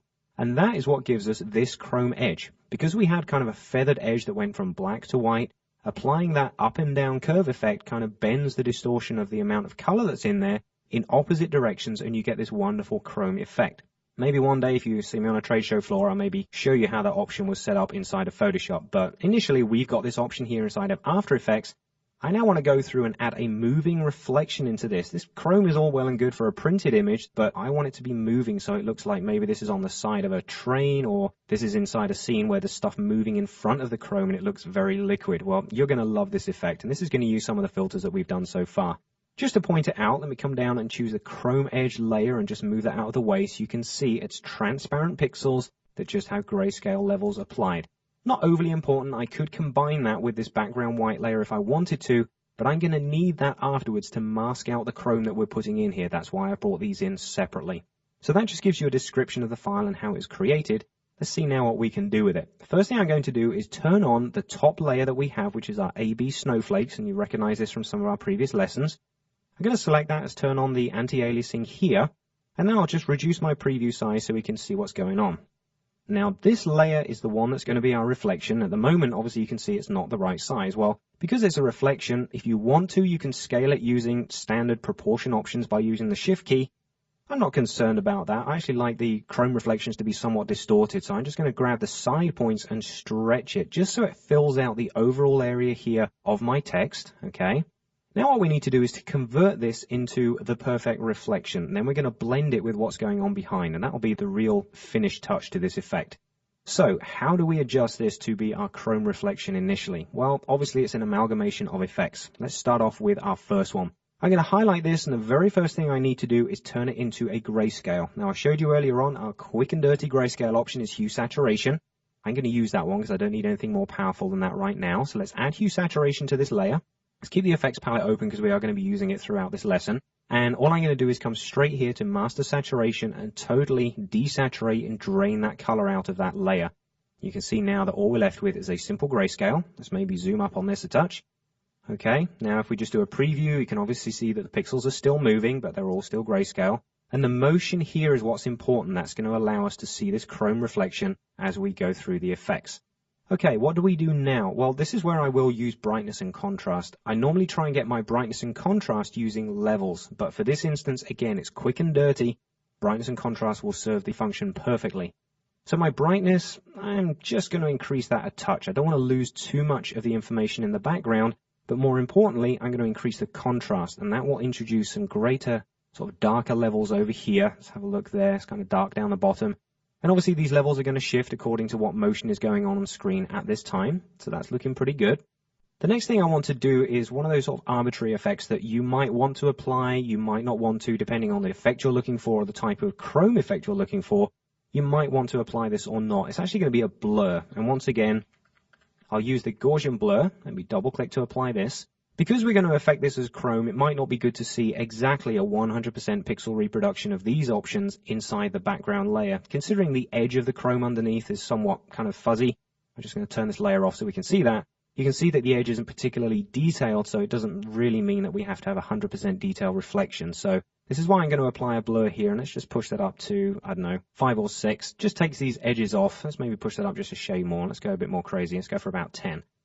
Okay, now the most important thing, the curves. This is what's going to turn this into a wonderful reflection map made up of very chrome-looking reflections. And chrome-looking reflections are very inverted. You don't see a number of details in there, but you see kind of a hard contrast black, white, and gray effects that kind of ripple over each other, very similar to the background we've got. So for this, we're going to apply curves. Let's go ahead and type that in the effects palette, double-click to apply it to the layer. And instead of choosing our own curve, I did mention earlier on that we have the ability to load in a preset curve, which we can do right now. When I created this layer inside of Photoshop, the background layer that is, just pull this out of the way, I used a curve to control the amount of information that's getting distorted here, again using that whole halumph technique so we get the kind of distorted curve. Well, I actually save that out of Photoshop, and a lot of people are aware that you can save that information and pull it into After Effects and use it again. We're going to do just that because I don't want to create that effect all over again. We may as well use the same information. So we have the curves option here. Let's go in and choose load. Click the folder icon here. And inside the project files for the current one we're working on, you will find the M curve. Okay, this is a Photoshop curves file that's been saved out. Just go ahead and choose it and say open. And you'll see I called it an M curve because quite simply it's in the shape of an M. A couple of very pronounced halumps that we have going on here. But you'll see the finished result is given us a very chrome looking background. All of the elements have kind of had their positive and negative values switched around based on the strengths of the curve. And you'll see as they blend into each other, you get this wonderful chrome mixing effect, almost like it's liquid, where the colors kind of shift and attach and detach from each other in a very cool way. Okay, I'm just playing my preview obviously back and forth here just so we can see what's going on. There we go. Okay, so I've got my chrome effect. How do we now mix it with what's going on in the background? Well, a couple of things we need to do for this. Let's just scroll over to one side so we can see what's going on. Now, what we need to do initially, if I just turn off the top layer, is we need to take the white background that's here and use it as an alpha matte for that top layer. So everything outside of this area will get cropped away. So let's come down to the timeline. I can turn that layer back on now because we do need to work with that. I'm going to come down here and choose the letters layer. We can always just click on that and solo it just to check it's the right one. That's correct. That's just the white letters. I'm just going to press Control D or Command D on the Mac and duplicate that one and move it all the way to the very top. That will now sit on top of our chrome layer beneath there, which we can see. I'll just pull this down to the side there. We see that a bit clearer. And then all we need to do is go to our switches and modes and select the snowflakes layer. This is our chrome movie. And then make an alpha matte from the layer above it. You see it says letters there. That's the layer that's above it. And now you'll see that our chrome information is now restricted to just the pixels that we are using as a matte. Now, hitting preview at this point will still only give us one type of chrome effect. We can't see through to the one beneath, and that's very important because the mixture of these shifting changes in grayscale mixed in with the ones that we have here on the chrome edge layer, which if I just turn off these three, we can obviously see this chrome edge. Once you start mixing these together with motion, this is where the whole effect comes into being. So the final thing we need to do is just making sure that layer is still selected, go to its blending modes, and quite simply choose one of the blending modes. Well, which one is it? Well, you can always do like we've done before and just use the Shift plus and minus to go through the modes that work well for you. I'm actually going to use the Shift minus so it goes back up the list. We're going through Alpha Add here, and you can see that as we start to work through here, we're getting some blending options going on. It's not quite perfect because the one I'm looking for is called difference. Okay, let's go up until we choose that. There we go. We have it selected. Now what you'll see is that as the colors sit one on top of the other, they basically give negative results of each other. So where this color was originally black and is going onto a black background here, this is shifting to white, and the grayscale levels switch each other out so the light grays become dark grays. But most importantly, it's what happens when the information is now moving. Let's take a look at the top of the three here. See this beautiful blend of chrome. Almost looks like it's kind of dented and moved around.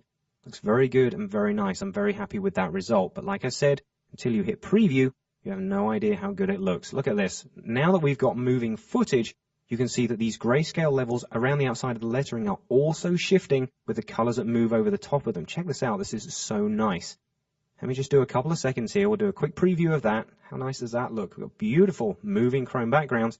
What I'll do is I'll just zoom out very quickly into a full screen preview, and let's again just do that. You see this totally simple effect. All we did was took a background movie, we gently blurred it out, made it black and white with a little bit of contrast, and then most importantly, the thing that ties this whole thing together is we applied an M-shaped curve to it. So we just went up and down, and that bent the contrast levels around enough to give these kind of positive and negative results.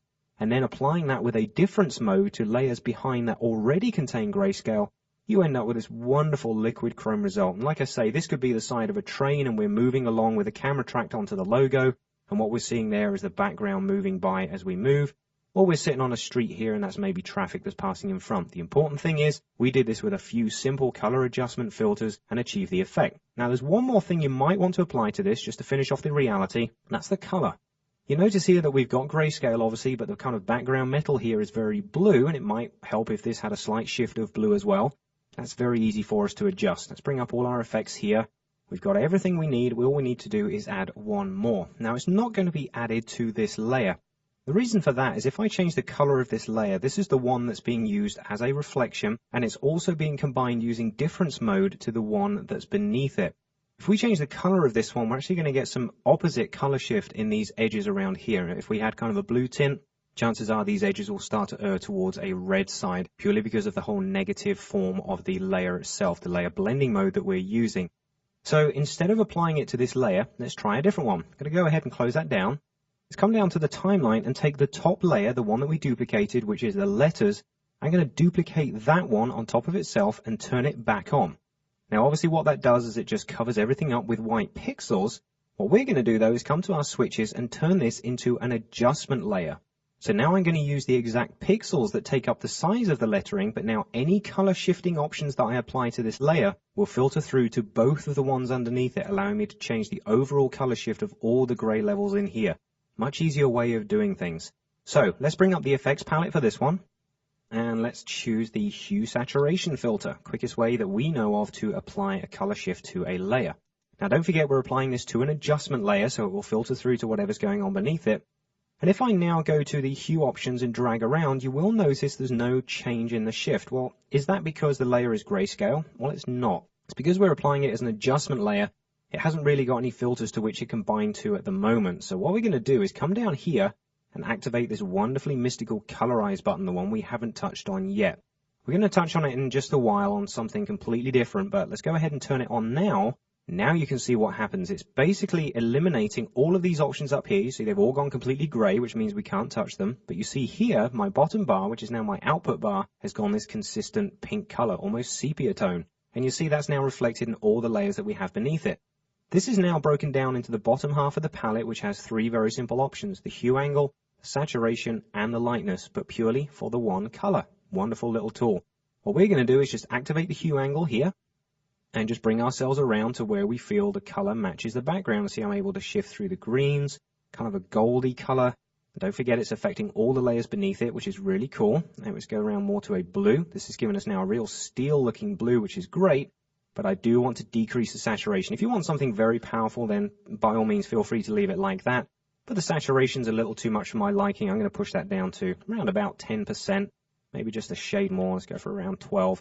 And that just introduces that hint of sort of bluey metallic gray, which matches more into the background. If I go ahead and turn off this filter here in the effects palette, we do notice that subtle shift is just enough to pull this all together. Once again, I'll just zoom out. Let's do a final round preview of that, and we can see the finished result. You can see very realistically created chrome using that one moving background, and the whole thing was just tied together by applying a small hue saturation shift at the end. But that has introduced us to one more effect, which is the colorize option inside the hue saturation filter. Let's go ahead and take a look at that one now. Hope you like this project. This is one I've been doing a long time, and I do love showing this one off. It's not by any means a new effect. It's purely a technique, and a great one at that. I think it does give some great results. Okay, I'm going to stop that now. What we're going to do is close this down and open up our next project. Next project is number 5, which is called Stabilize Sepia Hand Color. We've got a kind of mixture of techniques here that we're going to do. When I open this one up, you can see it's a piece of old black and white footage. A great shot of a policeman giving someone a speeding ticket. And what I'm going to do is just preview through this to highlight a couple of things. First thing you'll notice our overall color shift. I think the most important thing that we need to point out here as we go through is this blatant littering law violation by the policeman. He actually throws this piece of paper down and then hands off the ticket. I think that's hilarious. Okay, what we're going to do here is focus on a few things. The first reason I did that preview was to show you that we do have this kind of shift in brightness and contrast, this overall up and down value that's going on here. We have a filter that's specifically made for adjusting that and fine-tuning it. Now, you don't have to use old footage for it. You do get it sometimes on handheld footage and sometimes time-lapse footage that you've shot and pulled together. You get various shifts of light and dark. It's a filter that will stabilize that out, and very cleverly it's called the color stabilizer. So what I'll do is I'll select the bottom layer. This is the ragged footage. This is the one that needs adjustment. And let's bring up the effects palette and go and choose our color stabilizer. Obviously, color is going to activate a whole bunch of filters that have the word color in, but here we've got color stabilizer almost at the top of the list. So let's double click and apply that to the layer. There we go. Turn off the effects palette and bring up the effect controls here. Now, it's a very straightforward filter. It does a very specific job. It tries to even out the brightness values that are going in either direction here in the background footage. What you do have, though, is a choice of what type of effect it's going to work with, whether it's going to work with the levels, the brightness, or the curves. Now, depending on your footage, whether it's black and white, whether it's color, each one of these is going to give you the result that you may need. I can't guarantee which one it is. You're going to have to try that out for yourself. But let's see how very easy it is to work with this filter. I'm going to choose the brightness values initially, and you'll see all it does is it gives me a black point reference. Now that relates to what's the darkest part of our image that you wish me to keep consistent, and try and adjust everything else so it doesn't vary too much from that. Now you also have a sample size here which is set to 3, which is basically 3 pixels within the area that we work with. I've not ever really found a reason to adjust that, but depending on the actual quality of the image you're looking at or the amount of shift, you may need to increase or decrease that accordingly. But let's take a look at the black point. The black point is currently sitting over here on the left side. It's a circle that's highlighted. Don't confuse it with the center point of the layer, even though they do look similar. The point has always got a cross in it as opposed to an X, which is the center of our layer here. But if we wanted to, we could also take the black point marker right there and get the crosshair and pull that around to wherever in the image we want to locate a consistent black point. We go ahead and click right there and now do a preview and see what happens. Well, you can see it hasn't really done anything. This isn't the option that we need to choose for this particular footage. It really doesn't work. Look at that great little backwards preview there where the guy drops his paper and then it just zooms back up into his hand as well. Wonderful. It's like a magician picking up his own litter as we go along. Maybe he heard us. Okay, so this isn't the one I want. What I'm going to do is now maybe try the levels. Now the levels gives us a black point and a white point, and this may well be the option I need. So what I'll do is I'll just zoom in a little bit on this. Let's go for full quality. Get ourselves into this area. Bring up the effects palette here. And the black point, I'm fairly happy with that. What I've done before is I've maybe chosen an area like this underneath the sleeve, but the problem with that is if the sleeve moves, the shadow will also move with it and expose a point underneath which is not of the same value, and then you might all of a sudden end up with a color shift. It may well happen. Let's see if we can get that to work, because it does work occasionally. I'm just going to come in here and choose this particular point, and we can see that my white point is over here on the right hand side, so I'm just going to drag this around and maybe choose the shirt of this guy over here as the consistent white point. Okay, let me just zoom down, do a quick preview of that. That's done a pretty good job. I'm very happy with that so far. So you can see that the brightness values on the outside now are very, very consistent. We've kind of eliminated that brightness shift or the brightness wobble that you associate with this kind of footage, and we've smoothed things out. This is going to allow us to do a little bit more color adjustment very easily. So color stabilizer does work on black and white and color footage. This is just a great example as to how we can use it for this instance. Okay, what are we going to do with this layer now? Well, what I'll do is I'll close up Color Stabilizer because we're going to take a quick look at using sepia tones. Now, sepia tone is a great way to color an image to make it look slightly aged, but with that slight shift of color. And we kind of glanced at that by using the chrome technique a second ago when we used Colorize under the hue saturation option. This is exactly the same function we're going to use just now, but just take a couple of extra little looks at it. So again, let me bring up the effect controls. Once again, bring up hue saturation. Double click to apply that to our layer. Let's close that down. And immediately, let's come down towards the bottom and turn on Colorize, because we know we're going to colorize our layer and apply an overall sepia tone adjustment to it. Here we go. So just like we did before, the Colorize hue angle is what's important for the type of sepia tone you want. And we know as we drag around, we're going to shift through sort of the yellows to the greens, round to the blues, through the purples, and back up to the red again. Well, the sepia tone values are somewhere sort of between 0 and around about 20 or 30 before we sort of get into this goldy color before it goes green. So I'm going to come around to around about 20. That gives it just that mix of red and yellow to give kind of a goldy brown sepia tone effect. But then the saturation is also very important when doing sepia tone. It's usually set to around 25, somewhat heavy for my liking. I'm going to push that down to about 15%, and it just adds just a small amount of color. Very important. Sepia tones, when people reproduce them, can get very washed out or very saturated in color depending on what they choose.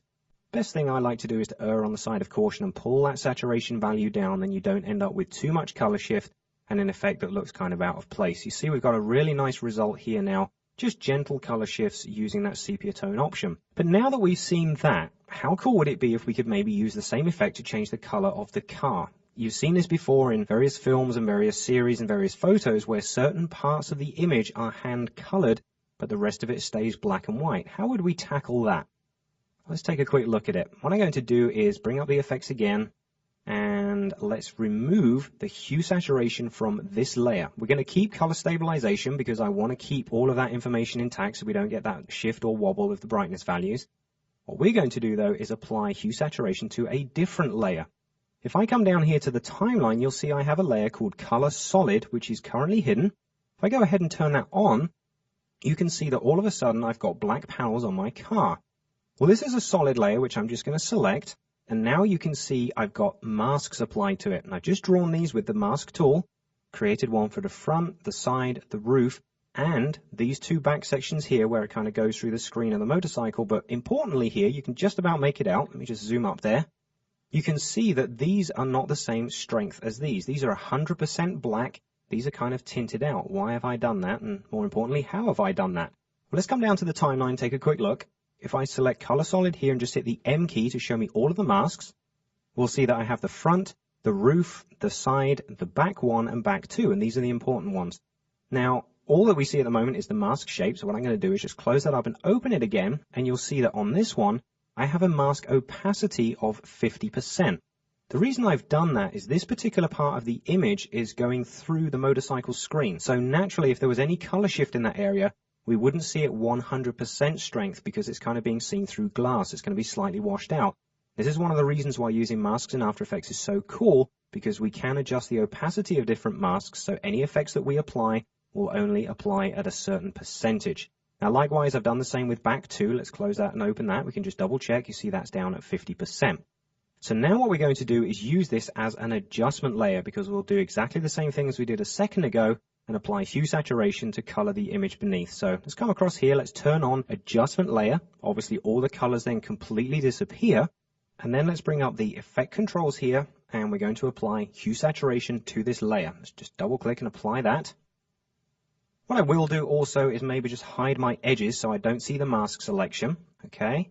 And then all we need to do again is apply colorize, and you'll see as I do that, we now only apply the color change through the areas of my mask. And like I said, very importantly, if you see on the right side here, the area that's being affected in color is only tinted out through this glass because it gives that impression that we're looking through a transparent surface here.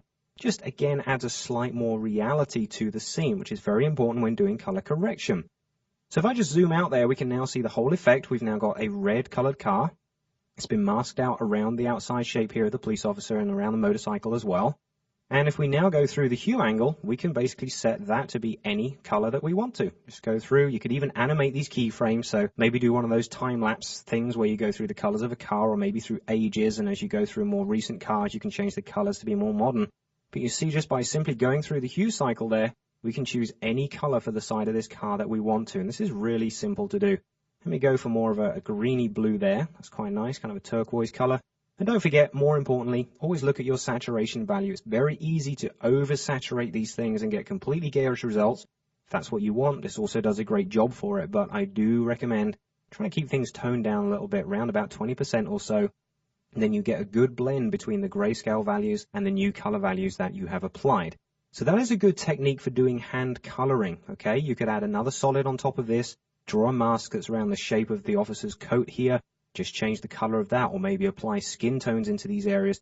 Bear in mind, you will need to animate the masks if the objects are moving, because you'll need to do kind of a rotoscoping effect on that, but it can all be handled using exactly this effect. Hue saturation, set to colorize on an adjustment layer will beautifully affect what's going on beneath it. And that's a great example of how we do hand coloring. Now we're going to finish up with great color matching options, especially when it comes to composited footage. This is where we now get into more real-world, real color adjustment techniques that are very important for your finished work. So let's go ahead and close this one down and close this project down, and then let's come in and open project number 6, which is called Color Match 1. Go ahead and double click that and you'll recognize a file that we've used before. This was again our rotoscoping technique that we created in a previous lesson where we cut out this bug character and laid it over a background. But this gives us a perfect place to start our color matching techniques. Now, it's very easy to see here that this object does not match its background. We want to blend these things together a little more. And the content of these next 3 lessons is basically to show you techniques, more than here's what each filter does, because we've had a good look at them. This is more based around how we put them together and make them work for certain instances. So we're going to start initially with this file, which is obviously a problem because the green of the bug does not match the color in the background. Let's just take a little bit closer there. So what we're going to do is go ahead and select the bug himself, and by initially doing that, you can see the rotoscope masks that we created inside our other lesson.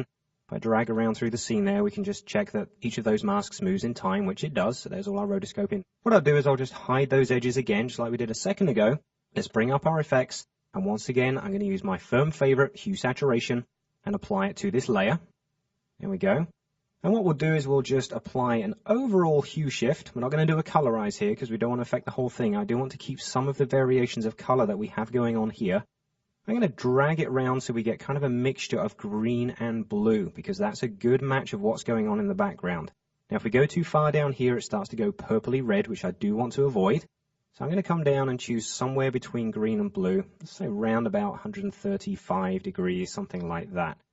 Okay, that gives it a pretty good effect. But it's also very saturated. Don't forget, I'm not that keen on saturation. So let's take the master saturation and let's pull that down just so we drain out some of that overall color effect. The reason I'm doing this is because we're trying to match these backgrounds. You see the background is very gray. It's not very saturated with color. No reason why I should make the foreground very different to that. So I'm just going to drag this down. Let's go for about -30. Don't forget, I can always click in there and use my nudge keys, the arrows up and down to go through that in just small increments. Okay, now another thing I want to do to this, even though I've chosen the right hue angle, there's still a little too much red in there for my liking. It's kind of adding to this slight purple shade that we've got here, and there's not really any purple going on in the background. So what I'll do is I'll close this up.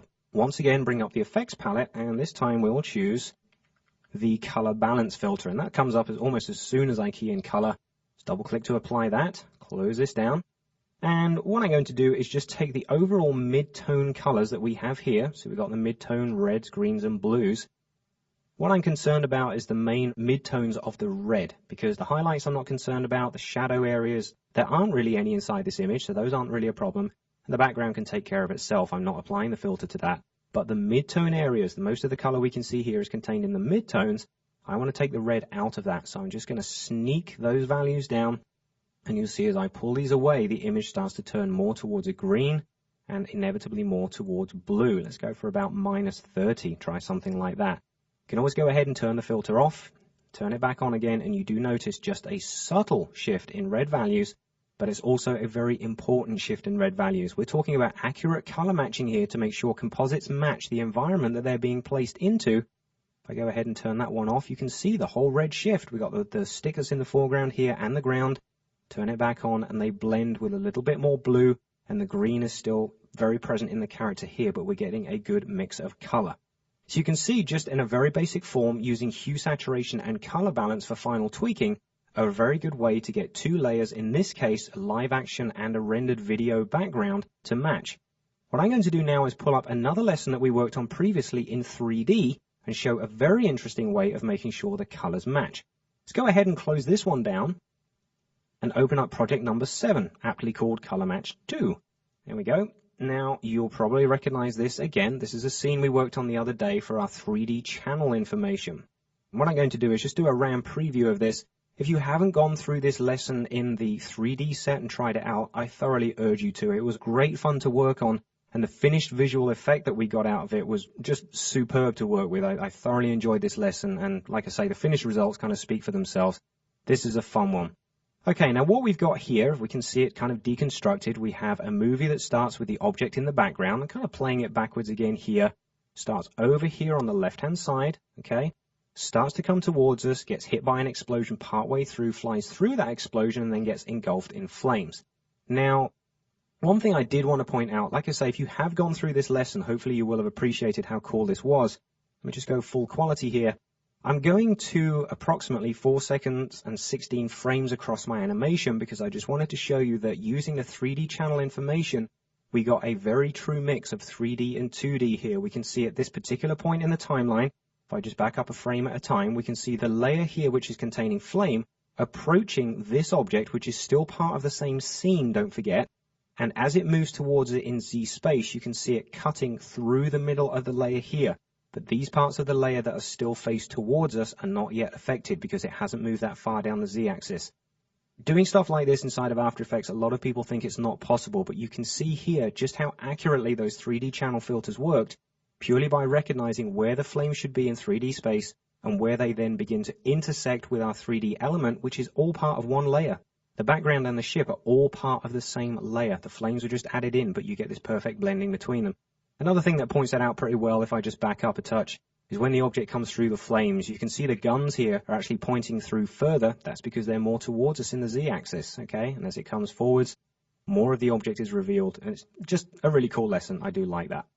Okay, but the thing that lets this animation down, I didn't cover this in the 3D lesson because I did want to bring it to point here in the color adjustment, is that if this chrome object was inside a scene where all of a sudden it's being engulfed by flame, naturally it would change color because the overall background is kind of this orange flame effect, and we would see that change here in the chrome, especially seeing as it's reflective. It would reflect the colors of what's around it. So how do we do that? Well, in the 3D lesson, we actually extracted a copy of this object and pulled it out so it was above the flames. It doesn't become engulfed in flames. We want it to stay on top. I've done the same thing in this lesson, but I had it hidden just for a second so you could see what I was talking about with this Z-space interaction. Let's come down to the timeline and turn this layer on, and you'll see as soon as I do that, we've now got full strength of this image on top. If I just keep scrubbing through the timeline there, you'll see this object does not get engulfed in flames. That's because we now have one copy on top of the flames. It's like a separately composited layer. But also in the background here, we'll notice I have the Inferno loop movie. This is the original movie that was used to create these flames, because we're going to use that as a reflection map. Okay, now After Effects, as you're probably aware, doesn't have a specific reflection map function. But through the wonderful use of Colorama, we can get exactly that effect, where we take the color values here and map them into the surface of the chrome. So let's make sure we have this RPF layer selected. This is the one of the individual robot on top. And let's bring up the effects palette. And we've also already got color in there because of the last one that we used. Let's just enhance that a bit more. Let's type in Colorama, double click to apply that to our layer. And immediately you'll notice something that changes. Obviously the whole layer shifts to use the standard Colorama settings, which do tend to frighten a lot of people. We're obviously going to go through and fine tune that. So the first thing I want to do is to adjust the kind of pixels that we're using as an output. It can be very confusing as to what's going on if we don't kind of point ourselves in the right direction. So what I'm going to do is choose the output cycle here for Colorama, and from the presets menu, I'm going to call up one of our options, which is called Fire, just down here towards the left-hand side, and we can see that that is now using this selection of colors, kind of from a dark orangey brown color all the way through orange out to a kind of a yellowy white. And that is then enhancing the color of our object. Now, initially, if you wanted to, you could use that as your flame effect. There's no problem with that. Even if I move through the timeline, you'll see that that still stays consistent across the whole object, and you do get enough shift. That works fairly well. But what I do want to do is to take the color values that are being used in the background here, and more importantly, their shift. Don't forget these flames move. If we just keep this object as it is, it's going to change color to a very consistent flame-looking shine, which won't be that realistic because the shine should also shift slightly based on the color movement of the flames in the background. So what we can do is take the color pixels we've already got by applying the fire setting and mix them with the ones that are here in the background. This is the reason that we put the loop movie in the background of our timeline, so we can call on that information. What we'll do is we'll come up here, let's close up the output cycle. Let's go to the input phase. And what I'm going to do is add a phase. So add another set of color pixels to affect this using Colorama. And I'm going to choose that phase from layer number 3 here, our Inferno loop movie. Okay. Now you see that's obviously shifted everything, so it's a little bit more based on the orange. What I'm going to do is, instead of using the intensity here, what I can do is come down and maybe choose the hue. So I take more of the color to affect the one beneath, which gives us these sort of wonderfully dark areas over here. Don't forget, based on the color pixels that we've chosen from Fire already. But what I do want to do is the type of mode that it uses to add everything together. I'm going to average it, and what that does is kind of blends the pixels that are underneath with the ones on top. Again, this is one of those effects that's completely arbitrary. It's up to you how you specify each of these options, whether you're going to get the phase from maybe the hue angle instead. And there's many things you can do here. Just go around and choose something that you're totally happy with. It's down to you. So intensity there looks good. We could take the red. We could even take the green. It's totally up to you. Let's maybe reset back to intensity. Just use that. Now, if you wanted to, you could also adjust the shift of the phase, so we focus on a different color part here and pull the darker colors in. I'm going to leave that all the way around at 0. I'm just looking for the basic effect here. Now, the type of output that we have is what's very important. At the moment, we've taken the output cycle and chosen the fire color for that. What we do want to do, though, is come down here and choose the modify options.